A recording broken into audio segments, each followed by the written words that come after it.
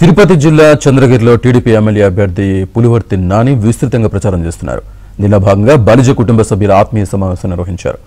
ఈ కార్యక్రమానికి కాపు నేత వంగవీటి రాధాకృష్ణ హాజరై కలిసికట్టుగా ఎన్డీఏ గెలుపు కోసం కృషి చేయాలని అన్నారు.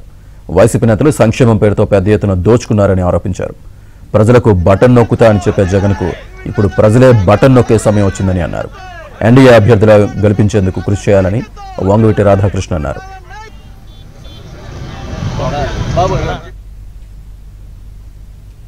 తప్పకుండా జన సైనికులందరూ కలిసికట్టుగా మన నాని గారిని గెలిపించే బాధ్యత అందరూ తీసుకోవాలి.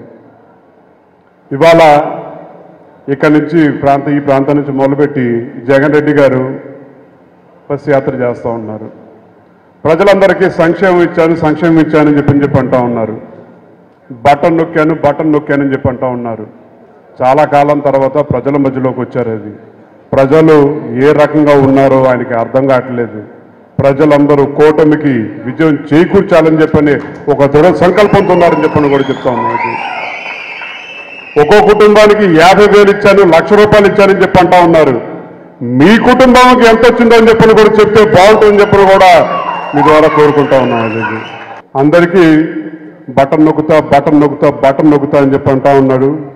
ప్రజలు ఇప్పుడు బటన్ నొక్కటానికి సిద్ధంగా ఉన్నారు. మిమ్మల్ని మరీ ఇంటికి పంపించడానికి కూడా సిద్ధంగా ఉన్నారని చెప్పని మీరు 5 సంవత్సరాల పాటు నొక్కారు. ప్రజలు ఒక్కసారి నొక్కితే మీ భవిష్యత్తు ఏంటో ఆలోచించుకోమని చెప్పని కానీ కోరుకుంటా ఉన్నాం. అది ఈ ప్రాంతంలో ఇంతమంది ఉన్నారు కుటుంబ సభ్యులు అని చెప్పని ఎంతసేపు చెప్పుకోవటమే కాదు. ఇది ఇవాళ జరుగుతున్న ఎన్నికల్లో ఈ ఐకమత్యం ఒక బలంగా ఏర్పడి ఈ ప్రాంతంలో ఒక ఉమ్మడి అభ్యర్థి కింద కూటమి అభ్యర్థి కింద నుంచోబెట్టిన నాని గారు గెలిపించే బాధ్యత మన అందరం తీసుకోవాలని చెప్పి కూడా కోరుకుంటా ఉన్నాం.